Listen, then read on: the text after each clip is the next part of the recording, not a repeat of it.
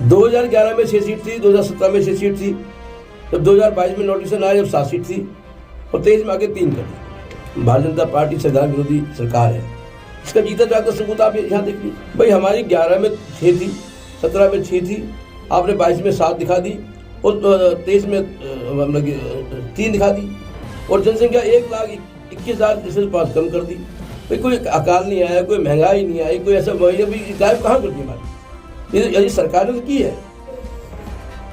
मजदूर एक्ट 1994 के हिसाब से 2011 का जो डाटा होता है उसके हिसाब से चुनाव होना चाहिए और 2011 के हिसाब से कोई जनगणना हुई नहीं है सरकार की, तो नेचुरली बात है हमारा वही माने। हमने उसके बाद उसके लिए हमने काफ़ी बैठकें की, महापंचायत की। 20 अगस्त 2023 को हमने बहुत बड़ी महापंचायत की डॉक्टर अपने अग्रवाल धर्मशाला में और एक बहुत बड़ा प्रोटेस्ट किया, धरना भी दिया और उसके बाद भी हमारी सरकार ने कोई नहीं सुनी। माननीय मुख्यमंत्री खट्टर साहब के OSD थे अपने जवाहर यादव जी, उन्होंने कहा जी नहीं जी 6 सीट हो जाएंगे, अब 6 हो जाए। मैं कह रहा हूँ लोकसभा चुनाव आ गया, विधानसभा चुनाव आ गया, तो मैं जो उसमें जब हमारी सरकार ने बात नहीं मानी तो हम मार्च के अंदर माननीय हाईकोर्ट चले गए चंडीगढ़। माननीय मुख्यमंत्री को RTI लगाई हमने, अटॉर्नी जनरल को RTI लगाई हमने, एडिशनल चीफ सेक्रेटरी डिपार्टमेंट अपने लोकल बॉडी को लगाई और डायरेक्टर अपने लोकल बॉडी को हमने RTI लगाई नवंबर में। 1 महीना बीत जाने के बाद उनका कोई जवाब नहीं आया। 7 दिसंबर को फिर हमने रिमाइंडर लगाया उसको, उसका भी कोई जवाब नहीं आया। उसके बाद हमने जैसे कि हमारे यहाँ पर हमारे कैबिनेट मंत्री हमारे राव नरवीर सिंह नए कैबिनेट मंत्री बने सरकार में, पहले भी थे, उनसे जब मिले उन्होंने भी कहा, उन्होंने तो हमने जब उनको ज्ञापन दिया तो हमारा ज्ञापन नहीं लिया उन्होंने। ज्ञापन क्या है भाई, हमने जो नगर निगम की सीटें कम उसके बारे में उन्होंने टेबल पे रख दिया, ये रद्दी लेके जाओ उसको, कोई काम नहीं इसका। रद्दी? हाँ ये रद्दी आपकी, इस रद्दी क्या करूँगा मैं।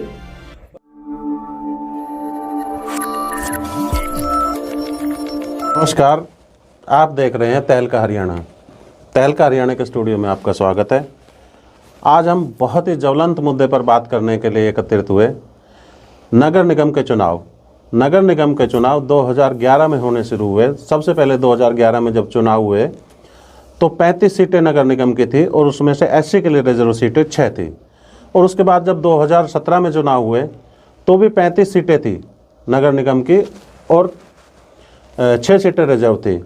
और अब जो 2025 में चुनाव हो रहे हैं, ये कंट्रोवर्शियल विषय बन गया कि सरकार ने इस पर क्या कौन सा फॉर्मूला बैठाया कि नगर निगम की सीटें बढ़कर 35 से 36 हो गई और अगर मेयर की सीट भी जोड़ ले तो 37 हो गई और SC की सीट घटकर 3 रह गई 6 की बजाय। तो ये 6 की बजाय 3 सीट रह जाना यानी कि आधी हो जाना, ये अपने आप में एक विवादित प्रश्न है। इसको लेकर कुछ लोग हाई कोर्ट में गए, हाई कोर्ट ने भी उनकी सुनवाई की, केस को एक्सेप्ट किया। तो इसी विषय पर बात करने के लिए आज हमारे बीच मौजूद है प्रताप सिंह कदम जी, जो एक सोशल एक्टिविस्ट है, सामाजिक कार्यकर्ता है, तो चुनावों को बहुत बारीकी से जानते हैं, बहुत बारीकी से देखते हैं और इन्होंने कोर्ट का भी सहारा लिया है इसी विषय को लेकर। और एक वरिष्ठ पत्रकार, पंजाब केसरी के वरिष्ठ पत्रकार प्रदीप निराला जी भी है, जो चुनाव में काफ़ी सक्रिय भूमिका निभाते रहे हैं, चुनावों की खबरों को छापते रहे हैं। तो आज इनसे बात करेंगे इसी विषय को लेकर कि ये विषय कितना गंभीर है और ऐसे समाज के लिए कितना घातक है। क्या सरकार ऐसे समाज को लेकर गंभीर नहीं है जो उनकी 6 सीटों के बजाय 3 सीट कर दी, जबकि सीट बढ़नी चाहिए थी। जनसंख्या 2011 के बाद बढ़ी है, घटी नहीं, और सीटें कैसे घट गई, ये एक मुख्य प्रश्न है। तो प्रताप सिंह जी, ये तो बहुत विवादित प्रश्न है, एक ज्वलंत प्रश्न है कि ऐसी समाज की इतनी अनदेखी सरकार के द्वारा की जा रही है। तो कोर्ट में भी आप गए, तो कोर्ट का इस विषय में क्या रुख था? पहले तो मैं तहलका हरियाणा को बहुत धन्यवाद देना चाहूँगी, मुझे इस लायक समझे कि उन्होंने मुझे बुलाया, और सभी को नमस्कार करना चाहूँगा। सर ये 2008 में नगर निगम बना था, 2011 में पहला चुनाव हुआ और इसमें टोटल 35 वार्ड बनाए गए थे और 35 वार्ड में 6 सीटें रिजर्व थी शेड्यूल कास्ट के लिए, 80 जाति के लिए, और 1,91,376 जनसंख्या दिखाई थी सरकार ने उस टाइम 2011 में। और उसके बाद सरकार चेंज हो गई। सरकार 2014 भारतीय जनता पार्टी सरकार आ गई। उन्होंने भी 2017 में चुनाव उसी पैटर्न को दोबारा कर दिया। 35 वार्ड, 1,91,376 जनसंख्या शेड्यूल कास्ट की और 6 वार्ड रिजर्व कर दिए।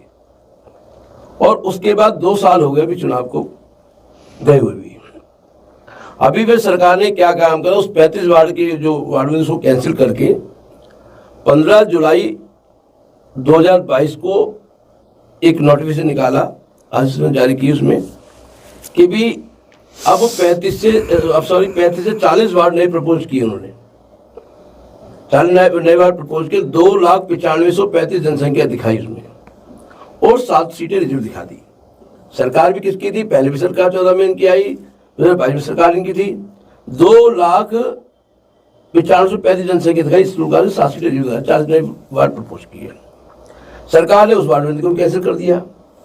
अब सरकार ने 7 जुलाई 2023 में एक नोटिफिकेशन जारी किया और उसके अंदर उन्होंने दिखाया 35 से 36 वार्ड कर दिए। और शेड्यूल कास्ट की संख्या जहां 2,95,035 जनसंख्या थी 22 के अंदर, 23 के आते आते उन्होंने 87,930 कर दी। बल्कि हमें लॉस किया 1,21,105 जनसंख्या हमारी घटा दी और 7 सीटें, उसमें 3 सीटें हमारी रिजर्व कर दी ओनली। 2011 में 6 सीट थी, 2017 में 6 सीट थी, जब 2022 में नोटिफिकेशन आया जब 7 सीट थी और 23 में आके 3 कर दी इन्होंने। तो मैं ये बड़ी इन्होंने जो सरकार ने शेड्यूल कास्ट के लिए बड़ा इन्होंने मतलब कि जैसे हम कहते आए शुरू से कि ये जो भारतीय जनता पार्टी संविधान विरोधी सरकार है, इसका जीता जागता सबूत आप यहाँ देख लीजिए। नहीं, कोर्ट में आप गए तो मैं उसी कोर्ट का रुख क्या था? मैं उसी बार हूँ। तो ये हमें पता चला 13 जुलाई को हमें पंजाब के दैनिक जागरण के माध्यम से पता चला भाई आप कैसे करते। तो हमने 14 जुलाई को अपने सभी संगठनों की मीटिंग बुलाई डॉक्टर B.R. अम्बेडकर भवन सेक्टर 4 के अंदर, और वहाँ पर सबसे निर्णय लेकर हमने 15 जुलाई को 2023 को हमने क्या नाम है इसके जिला उपायुक्त उनको ज्ञापन दिया इसके विषय में, मुख्यमंत्री के नाम आयुक्त को भी ज्ञापन दिया। तो मैं ये कह रहा था कि सर मैं इसी विषय पर आ रहा हूँ बार बार भाई, हमारी 11 में 6 थी, 17 में 6 थी, आपने 22 में 7 दिखा दी और 23 में 3 दिखा दी और जनसंख्या 1,21,005 कम कर दी। भाई कोई अकाल नहीं आया, कोई महंगाई नहीं आई, कोई ऐसा अभी गायब कहाँ कर दी हमारी, ये सरकार ने तो की है। बाद में पता चला कि इन्होंने ये जैसे हमें बताया कि भी परिवार पहचान पत्र के हिसाब से की है। जो सरकार ने परिवार पहचान पत्र बनाए उसमें उसका डेटा उठा लिया, शेड्यूल कास्ट डेटा उठा लिया उसमें, जबकि म्युनिसिपल एक्ट 1994 के हिसाब से 2011 का जो डेटा होता है उसके हिसाब से चुनाव होना चाहिए और 2011 के हिसाब से कोई जनगणना हुई नहीं है सरकार की, तो नेचुरल बात है हमारा वही माना जाएगा। तो इसके लिए जो मैं उसी बात पर आ रहा हूँ कि हमने उसके बाद उसके लिए हमने काफ़ी बैठकें की, महापंचायत की। 20 अगस्त 2023 को हमने बहुत बड़ी महापंचायत की डॉक्टर अपने अग्रवाल धामशाला में, और एक बहुत बड़ा प्रोटेस्ट किया, धरना भी दिया, और उसके बाद भी हमारी सरकार ने कोई नहीं सुनी। इसमें हमारे जो यहाँ जो माननीय मुख्यमंत्री खट्टर साहब के OSG से अपने क्या नाम है जवाहर यादव जी, उन्होंने कहा जी नहीं जी 6 सीट हो जाएंगे, आप 6 हो जाएंगे। मैं कह रहा हूँ उन्होंने ट्वीट भी किया बस 6 सीट हो जाएंगे, लेकिन उसका भी कोई फायदा नहीं हुआ। उसके बाद सरकार चेंज हो गई, लोकसभा चुनाव आ गया, विधानसभा चुनाव आ गया। तो मैं जो उसमें जब हमारी सरकार ने बात नहीं मानी तो हम मार्च के अंदर माने हाई कोर्ट चले गए चंडीगढ़। आपने मुख्यमंत्री से भी मुलाकात की थी उस दौरान? मुलाकात मैंने मुख्यमंत्री नायब सिंह सैनी से वो अभी की, वो अभी लेटेस्ट में। अच्छा, लेटेस्ट में की। तो हमने क्या नाम, हम कोर्ट में चले गए। 20 मार्च 2024 को माननीय हाई कोर्ट ने अपना डायरेक्शन दी, हमें डायरेक्शन दी थी कि भाई आपने विद इन एक वीक में ACS मतलब चीफ सेक्रेटरी डिपार्टमेंट अपने लोकल बॉडी को एक मेमोरेंडम देना है, और विद इन 3 वीक का ऐसे उनको दिया डिपार्टमेंट को कि विद इन 3 वीक के अंदर आपने इसका विचार करके निर्णय लेना है। और कोर्ट ने ये कहते अगर निर्णय नहीं ले तो आप हमारे पास वापस आ जाएं, तो कोर्ट ने वहीं पर उसको केस को बंद कर दिया। हमने 1 अप्रैल को अपना मेमोरेंडम दिया उनको, क्योंकि हमें ऑर्डर लेट मिला तो हमने दिया, और उसके बाद 8 महीने बीत जाने के बाद कोई हमें जवाब नहीं दिया आज तक। इसी बीच लोकसभा चुनाव आ गया, विधानसभा चुनाव हो गया, जब आजाद के 6 सीट हो जाए, सबने के 6 सीट हो जाए, लोगों के 6 सीट हो जाएंगे, सरकार की बात मान ली। लेकिन अभी हाल में आप देखिए, अभी हमने 3 महीने पहले हमने फिर उसके जो डायरेक्टर यूएलबी थे उनसे संपर्क करने की कोशिश, कई बार संपर्क करने की कोशिश की, कोई जवाब नहीं दिया। जब काफी जद्दोजहद के बाद उन्होंने ये बताया कि 28 अक्टूबर को अटॉर्नी जनरल को हम राय के लिए भेज दिया है। हमने उस पर 8 तारीख को भी 13 नवंबर को आरटीआई लगाई, इस पर माननीय मुख्यमंत्री को आरटीआई लगाई हमने, अटॉर्नी जनरल को आरटीआई लगाई हमने, एज चीफ सेक्रेटरी डिपार्टमेंट अपने लोकल बॉडी को लगाई और डायरेक्टर अपने लोकल बॉडी को हमने आरटीआई लगाई नवंबर में। 1 महीना बीत जाने के बाद भी उनका कोई जवाब नहीं आया। 7 दिसंबर को फिर हमने रिमाइंडर लगाया इस पर, उसका भी कोई जवाब नहीं आया। उसके बाद हमने, जैसे कि हमारे यहाँ पर जल्दी हमारे कैबिनेट मंत्री हमारे राव नरवीर सिंह नए कैबिनेट मंत्री बने सरकार में, पहले भी थे, उनसे जब मिले उन्होंने भी कहा, उन्होंने तो हमने जब उनको ज्ञापन दिया तो हमारे ज्ञापन नहीं लिया उन्होंने। ज्ञापन क्या है भाई, हमने जो नगर निगम में 80 की सीटें कम उसके बारे में उन्होंने टेबल पे रख दिया, रद्दिया लेके जाओ उसको, कोई काम नहीं इसका, रद्दी। हाँ ये रद्दी आपकी, इस रद्दी क्या करूँ मैं, और आपकी सीट हो गई है, जाइए, आपको मिलेगा, आपका काम हो गया, जाइए। क्या कानूनी रूप से कोई भी मंत्री किसी भी ज्ञापन को लेने के लिए मना कर सकता है? नहीं। ये एक बहुत ही गंभीरता से सोचने वाली बात है कि किस तरह का व्यवहार मंत्रियों के द्वारा इस सरकार में किया जाता है कि ज्ञापन लेने से मना कर दिया जाता। निराला जी, आप वरिष्ठ पत्रकार है, ज्ञापन लेने से मना करना कितना बड़ा कानूनी अपराध है, इसको आप अपराध की श्रेणी में रखते हैं? कानूनी दृष्टिकोण से बात करें तो आप ज्ञापन लेने से मना नहीं कर सकते। आप उस पर बात करें ना करें, आप उस पर कुछ आश्वासन दे ना दे, उसको आगे फॉरवर्ड करे ना करे, वो तो मर्जी सरकार की होती है कि सरकार आपकी कितनी बातों को मान रही है, पर आप ज्ञापन लेने से मना नहीं कर सकते। देखिए यशपाल जी, मैं इस बारे में अगर बताऊं तो कानूनी रूप से अलग हटके हम बात करते हैं कि जनता ने किसी नेता को बनाया है, जिताया है, इस चेयर पे बैठाया है और वो मंत्री के पद पर हैं, तो उनका फर्ज भी बनता है इस बात का कि भाई कोई भी ज्ञापन लेके आए या कोई किसी भी तरह की कोई शिकायत लेके आए तो कम से कम उनकी वो शिकायत सुने, वो ज्ञापन लें। कानून की तो बात छोड़ दो आप, कानून में तो क्या है क्या नहीं है, लेकिन कोई आदमी अगर जो अपील करने के लिए आया है, अपनी दुख बताने के लिए आया है, कुछ ऐसा कुछ आपसे मदद मांगने के लिए आया, तो कम से कम उनको इस तरह से, जैसे प्रताप जी ने बताया कि भाई वो ज्ञापन लेने से मना कर दिया या फेंक दिया कि भाई रद्दी है, तो ऐसा नहीं होना चाहिए। कोई आदमी आ रहा है आपके पास तो उनको बैठा के उनकी शांति, कम से कम ज्ञापन, देसी भाषा है, गुड़ नहीं तो गुड़ की बात तो जरूर। ज्ञापन का मतलब होता है कि आप जो है किसी और को बात पहुंचाना चाहते हैं अपनी, आपसे हम बात नहीं करना चाहते, माध्यम से आगे आप एक माध्यम है, तो आप माध्यम बनने से मना नहीं कर सकते। हमें अपनी बात, आपको अपनी बात सीएम महोदय तक पहुंचानी है, मुख्यमंत्री तक पहुंचानी है, तो आप डायरेक्ट नहीं मिल सकते, रोजाना मिलना संभव नहीं हो सकता। तो आपके जो लोकल मंत्री है या जो लोकल एमएलए है, आप उनके थ्रू बात कर सकते हैं, अपना ज्ञापन दे सकते हैं, तो वो मुख्यमंत्री तक बात पहुंच जाती है। ये ज्ञापन का मतलब होता है, और ज्ञापन लेने से कोई मना नहीं कर सकता। चलो ठीक है, मुद्दा ज्ञापन का नहीं, मुद्दा चुनावों का है। मैं उसी पे तो हाँ, तो चुनावों का मुद्दा जब है तो कोर्ट बड़ा मैटर करता है, क्योंकि बीच में बार बार कोर्ट आए हैं। अब आपका ऐसे समाज की बात करें कि इन्होंने रिजर्वेशन कम कर दिया, इसमें तो बीच में कोर्ट आना ही आना था। बाकी कोर्ट बीच में तब भी आया था जब 2011 से 16 में चुनाव हुए थे, तो चुनाव जबकि 2011 में चुनाव हुए थे, 2016 में होने चाहिए थे, जबकि 17 में हुए थे, तब भी कोर्ट के डायरेक्शन से हुए थे। फिर 17 के बाद 2017 में चुनाव हुआ था, अब 8 साल हो गए, 8वें साल हो गए, और अब भी कोर्ट के डायरेक्शन है कि अब आप फरवरी तक चुनाव करा के दीजिए। तो बार बार कोर्ट को ही कहना पड़ता है कि आप चुनाव कराओ, तो सरकार की मंशा नहीं होती चुनाव कराने की। ये तो सरकार के ऊपर डिपेंड करता है ना, सरकार की मंशा होनी चाहिए कि आप समय पर लोकल बॉडी के चुनाव करा दीजिए। वैसे भारतीय जनता पार्टी कहती है कि एक देश एक चुनाव एक छोटा सा नगर निगम का चुनाव नहीं समय पे करा पाते। कमाल की बात है ना। वैसे चलो वो ठीक है कि वो कह रहे हैं एक देश एक चुनाव, उसके प्लस पॉइंट भी हैं, नेगेटिव पॉइंट भी है, लेकिन कहीं के भी चुनाव जो भी हैं वो समय पर हो जाने चाहिए। अगर वो ये कहते हैं कि भाई जनसंख्या बढ़ गई या पीपीपी उसका कुछ कर रहे हैं, तो आपको पता है कि 5 साल होने वाले हैं, तो जब 4.5 साल हो जाएं, जब 4 साल हो जाएं, तभी से आप कार्रवाई शुरू कर देनी चाहिए, ताकि 5 साल पूरा होते ही और चुनाव करा दिए जाए। तो ये इतनी मनमर्जी सरकार कोई भी किसी भी सरकार को नहीं करनी चाहिए, क्योंकि चुनाव अगर 5 साल का टाइम रखा है तो 5 साल में ही चुनाव होने चाहिए। अब देखो ना, कमाल की बात 8वां साल लग रहा है, मतलब ये क्या हुकूमत है ऐसी, है ना। 3-3 साल चुनाव लेट हो रहे हैं। हाँ। और फिर भी आप जनता को कोर्ट की मदद लेनी पड़ रही है, हाई कोर्ट में जाना पड़ रहा है, हाई कोर्ट डायरेक्शन दे रहा है कि अब आप चुनाव करा दीजिए, तब भी चुनाव करने में आना का नहीं, यानी कि कोई ना कोई बहानेबाजी, कोई ऐसा लूप पॉइंट छोड़ देना कि चुनाव अटक जाए और कोर्ट में जाके भी उस पर स्टे ना हो पाए या बाकी चीजें कोर्ट में भी वो कानूनी प्रावधान ना हो पाए। तो आप जो है इस मामले को लेकर कोर्ट में गए, एससी के बात को लेकर, तो वहां कोर्ट का क्या रुख था वो बताइए। अपनी बात कंप्लीट कर लूँ मैं। जैसे मैं नरवी जी के बताया था, फिर उनको लगा कि मुझे, मैंने हमारी बात तो सुन लीजिए कम से कम।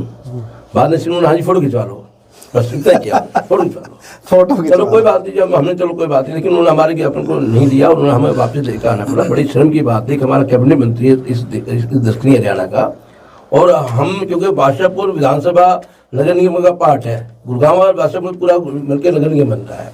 बड़ी शर्म। उसके बाद फिर हमने 19 तारीख को यहाँ पर माने जो राज्य चुनाव आयोग धनपत सिंह जी आए थे यहाँ पर रेस्ट हाउस में, और काफ़ी उसमें 4 पार्षद भी थे, काफ़ी लोग मिले, उनसे 3-4 लोग मिले, जाकर उनसे बात की, तो उनको सारी बात रखी। उनको ये भी कहा कि भाई हमारा जो मुस्पेक्ट 1994 के हिसाब से 2011 के हिसाब से हमारा आरक्षण होता है, तो 2011 के बाद हमारी कोई जनगणना ही नहीं है, ज़्यादा और 2011 के हिसाब से हमारी सीटें की जाए या फिर इसको आपको चुनाव को स्टॉप कर दिया जाए। हम 2 बार रिपीट किया उनको, चुनाव आयोग ने सारी बात सुनी। चुनाव आयोग ने भी ये कहा भी जैसे आपका आपने भी, हमने पहले उनको ज्ञापन दिया, हमने उनको मेरे से सारे जितने भी संबंधित अधिकारी थे या मंत्री सबको हमने उस टाइम ज्ञापन दिए थे जुलाई के अंदर 2023 के अंदर।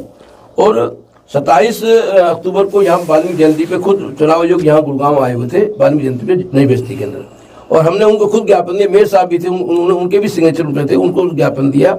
उनका जवाब आ जी उनसे अधिकार बात करो। फिर उन्होंने ये बात भी कि मुझे इन्होंने पहले भी ज्ञापन दिया, अब भी क्या मैंने उनके माननीय मुख्यमंत्री को सारी बात से अवगत करा दिया है और आपकी बात करा देंगे। और ये हमारे साथ में डीसी साहब बैठे हैं और एक साहब ये भी अपनी बात को अपने माननीय मुख्यमंत्री को अवगत कराए इस बात से।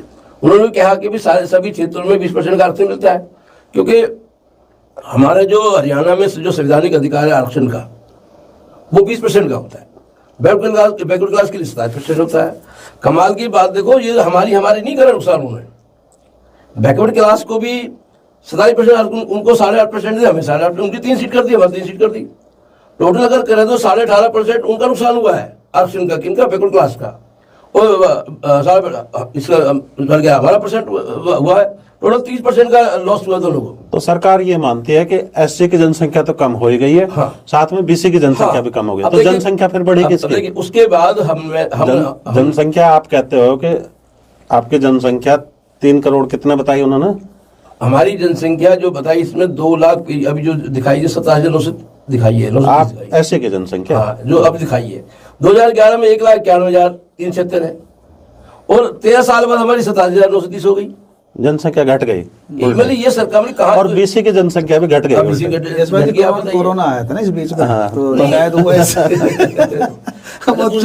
चुन के मारा है कोरोना। हमने जहाँ सब जगह हमने जहाँ तक जा सके गए थे, काफी बैठक की, पंचायत की, मतलब ये सबको हमने देखा, और लास्ट में हमारे पे माननीय मुख्यमंत्री बचे थे कि भाई नायब सैनी बड़े अच्छे आदमी, बड़ी अच्छी बात करते हैं, बड़ी भाई काम की बात करें, नायब सैनी से मिल लेते हैं। हमने सुलझे हुए व्यक्ति माने जाते हैं, इस सरकार में सुलझे हुए मुख्यमंत्री माने जाते हैं, और बहुत विनम्र मुख्यमंत्री की संज्ञा इनको दी जाती है। हमने फिर जो हमारे जो माननीय भाजपा के जिलाध्यक्ष हैं कमल यादव जी, उनसे संपर्क करके भाई हमें क्या मुख्यमंत्री आप लोग का क्या आप लोग मिल सकते हैं, हम आम जनता नहीं मिल सकती, कि हम भी समाज के लोग हैं। उन्होंने नहीं कहा आप कोई बात नहीं मिली, और उन्होंने अभी 26/12 को ब्रिज में कार्यक्रम था, उसमें हम मिले माननीय मुख्यमंत्री, हमने अपनी सारी बात रखी उनके सामने। तो माननीय मुख्यमंत्री ने यही कहा कि ये हमने 2011 का सीधे डेटा उठाया है और उसके हिसाब से हमने ये सीट आपकी रिजर्व की हैं। तो मैंने माननीय मुख्यमंत्री जी को यही कहा कि माननीय मुख्यमंत्री जी हमारी 2011 के अंदर 6 सीटें थी, 1,91,376 जनसंख्या थी आप। तो उन्होंने मुख्यमंत्री ने कहा जी कि ये नहीं ये तो पिछले अधिकारियों ने गलत कर, सरकार ने गलत कर दिया। तो मैंने कहा माननीय मुख्यमंत्री जी 2014 में सरकार आपकी आ गई, सत्ता में आपने चुनाव करा, वही पैटर्न आपने दे दिया, फिर अधिकारी कहा फिर आप भी गलत हुई, इसका मतलब नहीं अधिकारी ने गलत कर दिया। तो मैंने कहा जी आपने परिवार पहचान उठाया, तो कहा जी आपका परिवार पहचान पत्र से नहीं हुआ, आपका 2011 किसी डेटे से हुआ है। मैं चलो मान लिया आपका, सरकार ने गलत कर दी। मैंने 2022 के अंदर 40 नए अवार्ड प्रपोज किए, 7 सीट दिखाई आपने और 2,95,000 रुपए जनसंख्या दिखाई हमने, वो भी आपकी सरकार ने कि नहीं वो नहीं होगा और ये आपकी 3 सीट रहेंगे, हम 2011 के हिसाब से मिली। माने मुख्यमंत्री ने इस बात को माना ही नहीं। पिछली सरकार के अधिकारी गलती बताइए, अपनी गलती बताइए। आपकी तो ब्यूरोक्रेट से आ रही है। तो 17 में भी आप रहे, 22 में भी आप रहे और 23 में आते आपने 87,230 जनसंख्या दिखा दी। तो मैंने कहा जो विचार कीजिए, मतलब कि इतना आप हमारा हक मार रहे हैं सरकार में। हमने सभी आप अच्छे मुख्यमंत्री, आप जिसके लिए आप आए, आपने भी ये बात कह दी। उन्होंने कहा जी मैंने काफी जो अध्ययन किया कोशिश की, लेकिन ये आपकी 3 सीटें रहेंगी, इस पर नहीं बढ़ेंगी। और बजाय उन्होंने कोई आश्वासन देने के बजाय उन्होंने एक संदेश हमें दे दिया कि भाई इसको लेकर लोग कोर्ट गए और कोर्ट जा रहे हैं। अगर वहाँ कोर्ट में कोई भी जाएगा वहां भी चैलेंज नहीं हो पाएगा, वहां भी पहले डेट में खारिज हो जाएगा। भाई देखिए हमारा ये कोर्ट तो हमारा विशेष अधिकार है, कोर्ट का भी ऑर्डर वही सुना दिया। हाँ वो भी कोर्ट का अधिकार। जैसे माननीय मुख्यमंत्री जी को पता नहीं क्या भविष्यवाणी आती, पहले भी कहती थी जब चुनाव था कि भी हमारी सरकार में सारे इंतजाम की सरकार हमारी बनेगी, सब चीज होगी। मतलब कि इतना अहंकार भी सरकार, इतना मुख्यमंत्री सरकार को नहीं होना चाहिए। ये भारतीय जनता पार्टी संविधान विरोधी कही जाती है और अक्सर विरोधी पर इनके जो मुख्यमंत्री ने ये कह दिया। भाई ये बताइए भाई, अगर मुख्यमंत्री है, प्रदेश का राजा होता है, मुखिया होता है, किसके पास जाएंगे इसमें लेके हम? खुदा कोई ना मुख्यमंत्री, खुदा तो नहीं है जो देश की न्यायपालिका को चैलेंज कर रहा है। लोअर कोर्ट है, हाई कोर्ट है, सुप्रीम कोर्ट है, कम वहां तो हमारा अधिकार है, वहां को भी कहते चैलेंज नहीं होगा। तो मैं मालूम कि आप गलत करें वहां से, हमारे इसको ठीक कीजिए। मैं उसके आ गया तो उनके पास से, तो मैंने कुल मिला के ये कि चाहे जवाहर यादव हो, चाहे जनाब था जो अपने आप को यहाँ के विधायक था और SC/ST का क्या नाम है हरियाणा विधानसभा चेयरमैन मिला, उनको भी ज्ञापन दिया था। उन्होंने मैं चुनाव कराऊंगा, मेरी मुख्य बात हो गई, अपने साहब में बात हो गई जी आप जाइए, आपका हक मिलेगा। कुल मिला के सब लोगों ने तो निराला जी इनको जो है बनाया। इनको सरकार को 6 सीटें देने में आपत्ति क्या है? मतलब सरकार क्या सोचकर 6 सीटें नहीं देना चाहती है ऐसे समाज को और BC को भी? देखो सरकार को तो अगर जो 6 की जगह 8 भी दे दे तो कोई दिक्कत नहीं आनी चाहिए, लेकिन सरकार कुछ ऐसा करके दिखाना चाहती है अपने राज में कि हमारी चलेगी यहाँ पे, जैसा हम चाहेंगे वैसा होगा। निरंकुशता। हाँ निरंकुश, वो निरंकुशता दिख ही रही है। कानून से भी हटके ऊपर हटके बात कर रहे हैं। अरे जो कानून कहता है कम से कम उसके अनुसार ही काम कर लो। नहीं सरकार को कहीं कोई नुकसान और होता कोई दिखाई दे रहा हो, सहारा लेना, कोई कानून का सहारा लेना चाह रहा है तो उनको वहीं पर ऑर्डर सुनाए जा रहे हैं कि तुम्हारी वहां भी खारिज होगी। हाई कोर्ट में भी खारिज कराएंगे। बड़ी बोली की देखो न्यायपालिका तो उससे ऐसा महसूस होता है कि हाई कोर्ट के ऊपर भी इनका प्रेशर है कि हम चाहेंगे तो खारिज करा देंगे वहां से। हमें लगभग 1.5 साल हो गया। हमने अपने जो प्रयास है सारे प्रयास हमने किए। मुख्यमंत्री हो, जो मंत्री हो, जो चुनाव आयोग हो, कोई भी हमने, चलो ये तो आपने शासन प्रशासन पर दबाव डालने का प्रयास किया, लेकिन ऐसे समाज ने, BC समाज ने शासन और प्रशासन पर खूब दबाव डाल लिया, खूब ज्ञापन दे लिए, मंत्रियों से मिल लिए, मुख्यमंत्री से मिल लिए, आप बाकी लोगों से मिल लिए। आपने कहा कि राज्य के चुनाव आयुक्त से भी आप मिले हैं, तो वहां से भी आपको आश्वासन मिला या जो। उसके बाद जब सारी बातें खत्म हो गई फिर आप कोर्ट में गए। नहीं, इसी बीच में हमने आप बताया, इसी बीच में कोर्ट का कोई आदेश आ गया चुनाव के लिए, चुनाव करवाने हैं। माननीय हाईकोर्ट का आदेश आ गया फरवरी में चुनाव कराने में सारी चीजें चालू कर दी। हमने हमारे पास अब चुनाव आ गया, हमारे पास और कोई रास्ता बचा नहीं कोर्ट के अलावा। तो हमने 19 तारीख को कोर्ट में अपनी क्या नाम कंटेम्प्ट फाइल को फाइल किया। तो क्योंकि 22 तारीख से कोर्ट बंद हो गए थे, तो 7 जुलाई को अपनी 7 जनवरी को हमने फिर उसमें ऑब्जेक्शन थे, हमने हटा के उसमें हमारी ये 10 तारीख को अर्जेंट सुनवाई हुई।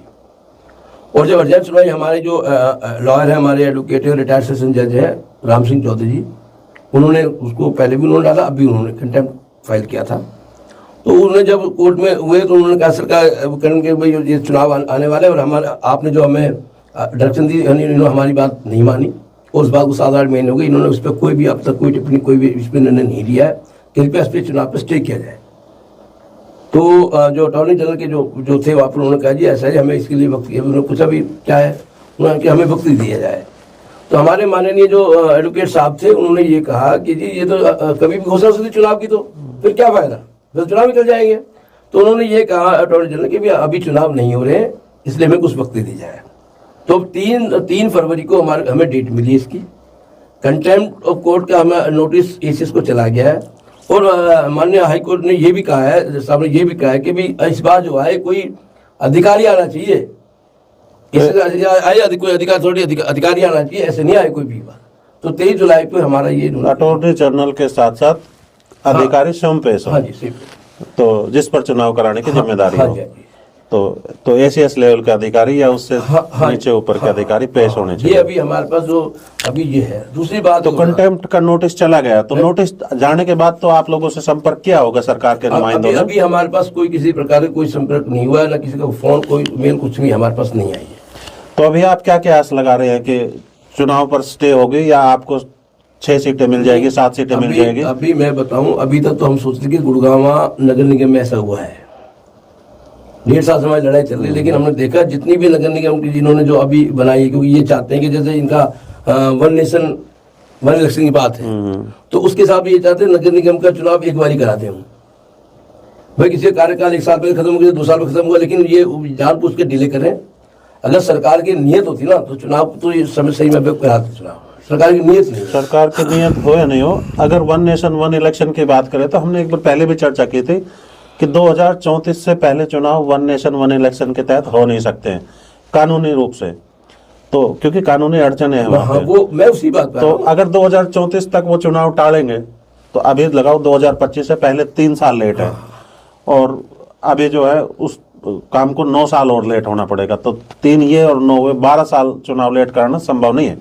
तो चुनाव तो इन लोगों को कराने ही पड़ेंगे, लेकिन 6 या 7 सीट आपको मिले, मुद्दा ये है। तो अब कोर्ट बीच में आ गया है, तो आपको संभावना नजर आने लगी है कि हाँ होंगे। मैं इसी बात पे देखो, हमने और बीसी समाज क्या कहता है? बीसी के भी तो कम कर दिया, वो आप लोगों के साथ मिला हुआ है। अभी उसी पे आया हूँ।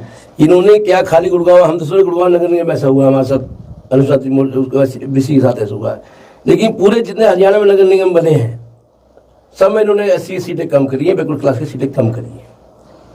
जबकि हमारा जो कोटा जिसे हम मानते हैं, कोटा 27% कोटा बैकवर्ड समाज का है, 20% कोटा SC समाज का है, लेकिन पूरे हरियाणा, पानीपत को, करनाल, हर जगह इन्होंने ऐसा किया है। अब तो पूरे हरियाणा से आवाज उठने लगी है, क्योंकि ये भाई लोग सबका कोटा छिन रहा है। तो इसीलिए हमें अब देखो पूरी हमें सरकार से कोई उम्मीद नहीं है। जब देश के जो हमारे प्रदेश के मुखिया राज्य से मिल ली उसने ऐसी बात कही थी, तो फिर हमें उम्मीद खत्म हो गया। अब हमारे पास सारा से जो माने हाई कोर्ट का है, हमें न्याय दिलाने का काम हाई कोर्ट कर सकता है, और हम उस पर बिल्कुल विश्वास है कि हम माननीय हाई कोर्ट हमें इसमें न्याय दिलाएगा। दूसरी बात जो आप कहना चाहते हैं, बैकवर्ड क्लास की बात 27% की आर्थिक बात है, हमारा 20% है। कमाल की बात देखो कि हमारी जो जनसंख्या दिखाई कम, इन्होंने क्या काम करा, बैकवर्ड क्लास की भी जनसंख्या कम दिखा दी, और इन्होंने जहाँ 27% आरक्षण होने चाहिए 8.5% में हटा दिया उनको। भाई 3 सीट हमें दे दी, 3 सीट उन्हें दे दी, और सरकार ने अपनी तरफ से कुछ नहीं दिया है। सरकार ने क्या, अनुसूचित जाति की 3 सीटें काट के बैकवर्ड क्लास को दे दी। क्या सरकार ने अपनी तरफ क्या दिया है? वो 6 महीने निपटा दिया उन्होंने। तो इस हम जो कहते आए ये दलित विरोधी सरकार है, सदा विरोधी सरकार है। सरकार ने अपना दिखाते हैं कि हम वाकई में जो दिखा रहे हैं और सबको देश में नजर भी आ रहा है। तो सरकार नहीं चाहती है कि SC-BC को हम कुछ दें। दूसरी बात जो हम बार बार अभी कहना चाहते हैं कि भाई हमने 36 सीट नहीं है ये, क्योंकि हमने जो मेयर सीट वो तो गिनी नहीं हमने। जब हमारी पहले 35 सीट होती थी तो उसमें मेयर इंक्लूड होता था, अभी 37, लेकिन अब अगर मेयर की मान 37 सीट होगी तो हम तो अभी 37 गा रहे, हमने ध्यान दिया भाई ये मेयर की सीट भी 37 आ रही है। बात ये कुल मिलाकर 37 सीटें में से 3 सीटें शेड्यूल कास्ट को दी, 3 सीटें दी बैकवर्ड कास्ट को। नहीं, एक मेयर की सीट भी तो BC को दे दी ना, वो तो उनकी 4 हो गई। इसी कह रहा हूँ देखो, इन्होंने कुछ नहीं करा कि उन्होंने BCA को झुंझुना दिखाया इसका मेयर का, और उनकी सारी 18.5% आरक्षण खत्म कर दिया उनका। हमें तो खत्म किया। पानीपत के अंदर ये कह रहे पहले उन्होंने वो SC मेयर दिखा दिया, बाद में उन्होंने जनरल दिखा दिया। बात ये पानीपत में भी, फरीदाबाद के अंदर आप 46 सीट है और 20% 9 सीट बननी चाहिए, वहाँ 5 सीटें दी बस इन्होंने। तो अब ये बात पूरे निराला जी, ये इस तरह का एक, जैसे प्रताप जी ने कहा कि एक अन्याय की स्थिति है, और लोग कोर्ट में जाते हैं न्याय मांगने के लिए, तो कोर्ट की प्रक्रिया बहुत लंबी होती है। एकदम से आप गए और न्याय आपको मिल गया, ये संभव नहीं होता। चुनाव क्या इतने लंबे खींच सकते हैं? क्योंकि आप चुनाव को भी कवर करते हैं पंजाब केसरी में रहते हुए, तो क्या चुनाव इतने लंबे खींच सकते हैं जितने लंबी कोर्ट की कार्रवाई? चुनाव फरवरी में होने निश्चित ही है तकरीबन। अभी प्रताप जी ने कहा कि वो जो है अटॉर्नी जनरल ने कहा कि नहीं फरवरी में नहीं करा रहे, तो कोर्ट की डायरेक्शन है कि फरवरी में चुनाव कराने हैं, और इस तरफ दूसरा एक केस उसी कोर्ट में लगा हुआ है कि ये एससी और एसटी की जो रिजर्वेशन है वो कम कर दी गई है। तो प्रताप जी ने, इनके संगठन ने मांग भी की थी कि इस चुनाव पर स्टे कर दिया जाए, पर कोर्ट ने स्टे करने से मना कर दिया। तो ऐसे हालात में क्या ये जो चुनाव होंगे 2025 के, वो इसी रिजर्वेशन के साथ होंगे या बढ़ के होंगे? आपको कैसे संभावना नजर आ रही है कोर्ट की? संभावना देखो, हाई कोर्ट ने ही ये आदेश दिए थे सरकार को कि 4 तारीख से पहले चुनाव, 4 फरवरी से पहले चुनाव करा दिए जाएं। अब 21 फरवरी 4 फरवरी से पहले, और अब उसी हाई कोर्ट ने 3 तारीख आप फरवरी में इसी मामले को लेकर लगा दिए कि 3 तारीख को आप अधिकारियों के साथ यहाँ पे पेश हो। तो कहीं ना कहीं सरकार की ये, क्योंकि सरकार है उसके पास सब कुछ है, सारी ताकत है, और एक्स्ट्रा माइंड भी होता है इनके पास, कि अगर जो हम कुछ ऐसी अड़चने डालेंगे तो ये जो जागरूक समाज है, ऐसी समाज सोया हुआ नहीं है। अब ये जागरूक समाज है, उसमें हर तरह के, हर लेवल के लोग हैं, नीचे से लेकर ऊपर तक। तो उनको जरूर पता है कि अगर जो हम ऐसा करेंगे तो ये लोग आवाज उठाएंगे, कोर्ट की शरण लेंगे, और कोर्ट इसके ऊपर फिर स्टे लगा देगी। तो कुल मिला के घुमा फिरा के कान कैसी पकड़ लो, सरकार चाहती नहीं कि सरकार चुनाव नहीं कराने देती। सीधी कुल बात मिला के यह ये है कि ये चाहते नहीं कि चुनाव हो। कि कोर्ट को अपना आदेश स्वयं रद्द करना पड़े, खुद इस तरह की परिस्थितियों को पैदा करना। खुद तो जनता को ये दिखाते हैं कि भाई चुनाव हो रहे हैं, चुनाव हो रहे हैं, चुनाव हो रहे हैं। अपने ऊपर नहीं लेना चाहते कि भाई हम चुनाव नहीं कर रहे। मतलब ये है कि भाई रिट डाल दी किसी ने, कोर्ट में चले गए लोग, इसलिए स्टे लग गई है, लेट हो रहे हैं, तो दूसरों को बदनाम करने का काम कर रहे हैं। असलियत में हकीकत ये है कि खुद इनकी मंशा नहीं है कि चुनाव हो। अरे मैं तो सरकार से हाथ ये जोड़ रहा हूं कि जो लोगों का जो हक है, समय पर चुनाव होने चाहिए। जो लोग, आप ये देखो ना यशपाल जी, लोग जो चुनाव की तैयारी कर रहे हैं, आप देखो ना उनके मतलब सब काम धंधा छोड़ के जो चुनाव लड़ता है वो इसी में लग जाता है रात दिन। उस वो हैं या उसके समर्थक हैं, और बार बार उनको एक झुंझुना दे देते हैं कि भाई चुनाव हो रहे हैं, वो फिर एक्टिव हो जाते हैं, और फिर 2 साल निकल गए, 1 साल निकल गया, तो जिंदगी असली खराब उन लोग होगी जो चुनाव नहीं, लाखों रुपए लोगों को लग गए हैं। वोटर्स की बात करें ना, हाँ। तो एक सबका मौलिक अधिकार बनता है सभी वोटर्स का, कि भी वो उसको वोट डालने का अधिकार है, वोट डालने का अधिकार छीना नहीं जा सकता, ये एक मौलिक अधिकार है। हाँ। मूल रूप से अधिकार है। ये संविधान के तहत बाबा भीमराव अम्बेडकर ने सभी को दिया था। जो संवैधानिक अधिकार है, इसको किसी भी सूरत में नहीं छीना जा सकता। जबकि उल्टा हो रहा है, जब आप संविधान कहता है कि किसी भी सूरत में नहीं छीना जा सकता, तो वोटर के संदर्भ में बात करें तो अधिकार तो छीन लिए गए। जब आपको 5 साल में, यानी कि 2017 में चुनाव हुए थे, फिर 2022 में चुनाव होने चाहिए थे। 2022 में वोटर्स को अधिकार मिल गया था कि अब मैं वोट डाल के अपनी सरकार बनाऊंगा नगर निगम में। किसकी सरकार बनेगी? तो वो वोटर्स का अधिकार तो छीन लिया गया। तो आपने मोनोपोली करके वो सरकार तो हटा दी, बर्खास्त कर दी 2022 में ही, और उसके बाद बिना सरकार के काम चल रहा है, यानी कि अधिकारी निरंकुशता पूर्वक काम कर रहे हैं। भाई साहब, उसके पीछे कितने लोग परेशान भी हैं। क्षेत्र, जो पूरे नगर निगम क्षेत्र के जो लोग हैं, उनके यहाँ पे सीवर ओवरफ्लो होते हैं, या गंदगी होती है, या कोई दूसरी भी चीज होती है, तो वो पहले तो अपने आसपास के जो भी उनके पार्षद होते थे उनको शिकायत करते थे, काम हो जाते थे। लेकिन अब उनको हर काम के लिए नगर निगम ऑफिस घूमना पड़ता है। अधिकारी जरूरत नहीं सीट पे बैठा है, उनका पूरा गुड़गांव एरिया है, पता नहीं कोई मिलता है कोई नहीं मिलता। तो कुल मिला के जो परेशान हो रहे हैं वो जनता हो रही है। सीट पर बैठे हुए अधिकारी का रुख सकारात्मक नहीं है। हाँ, वो जनता परेशान, वो जनता को लेकर सकारात्मक नहीं नजर आते, वो मिलना नहीं चाहते कई बार तो, और मिल भी लेते हैं तो खाली एक झूठा आश्वासन दे देते हैं, हाँ करेंगे, और फिर दोबारा मिलना संभव नहीं हो पाता अधिकारियों से जिन्होंने आश्वासन दिया। और बार बार अधिकारियों के चक्कर लगाना जनता के लिए संभव नहीं है कि इतनी बार जनता इकट्ठी हो और फिर चक्कर लगाए। तो ये तो एक मौलिक अधिकार के हनन वाली बात भी बनती है। अगर हम इस मुद्दे को लेकर भी कोर्ट में जाएं तो कोर्ट में इस बात की भी सुनवाई हो सकती है कि वोटर्स के जो मौलिक अधिकार थे उनका भी आपने हनन किया है। जैसे लोकसभा के चुनाव में 5 साल में हो ही जाते हैं, विधानसभा के चुनाव तकरीबन 5 साल में हो ही जाते हैं। तो कुछ प्रक्रियाएं हैं जिनके तहत हम जो है थोड़ा बहुत आगे पीछे 6 महीने आगे और पहले कर सकते हैं। लेकिन यहाँ तो नगर निगम के चुनाव, निकाय के चुनाव 3-3 साल लेट हो रहे, लेकिन कोई सुनवाई नहीं, कोई पूछ नहीं क्यों हो रहे, उसका भी कुछ पता नहीं। सरकार अपना नफा नुकसान देखकर चुनाव को आगे पीछे करती रहती है। तो ये सबसे पहले ये बंद होना चाहिए। सरकार को चुनाव 5 साल में कराने चाहिए, ये निश्चित है। उसके बाद जिसका जो हक बनता है कानून के हिसाब से, संविधान के हिसाब से। जिसका एससी का जो हक बनता है वो एससी को दे दिया जाए, बीसी का जो हक बनता है बीसी को दे दिया। आप छेड़खानी क्यों करते हैं? संविधान ने कहा है आपको लोगों को कराना है, आप सरकार की मशीनरी के रूप में काम करते हैं, तो मशीनरी को हक नहीं है छेड़खानी करने का। मशीनरी को हक है कि जो ऊपर से चला है वो आपने नीचे तक कराना होता है, ये आपकी संवैधानिक जिम्मेदारी होती है। यदि आप उसमें छेड़खानी कर रहे हैं तो आप अपनी संवैधानिक जिम्मेदारी से हट के काम कर रहे हैं। तो सरकार को ये चीजें बड़े गंभीरता पूर्वक सोचनी चाहिए और चीजों को स्मूथ करना चाहिए। तो उम्मीद करेंगे मैं विक्रम जी 2 मिनट आपसे बोल लूंगा मैं आपको। देखिए, जब भारतीय रचयिता डॉक्टर बी आर अम्बेडकर ने संविधान बनाया था तो उसमें आरक्षण की व्यवस्था सबके लिए एक सी की थी उन्होंने, जो प्रक्रिया सबकी एक सी थी। लेकिन भारतीय जनता पार्टी ने तो जैसे हम संविधान विरोधी कहते हैं और इसका प्रारूप भी चेंज कर दिया। नगर निगम में आप इनकी नोटिफिकेशन देखेंगे तो में क्या किया इन्होंने, जो बैकवर्ड क्लास को दिया उन्होंने कह दिया परिवार पहचान पत्र से हुआ है, इनको आरक्षण दिया है, और हमें कह रहे हैं आपको 2011 सी डेटा से हुआ है। क्या भारतीय संविधान में ऐसा कोई प्रावधान है कि अभी अलग अलग आपको आरक्षण देंगे?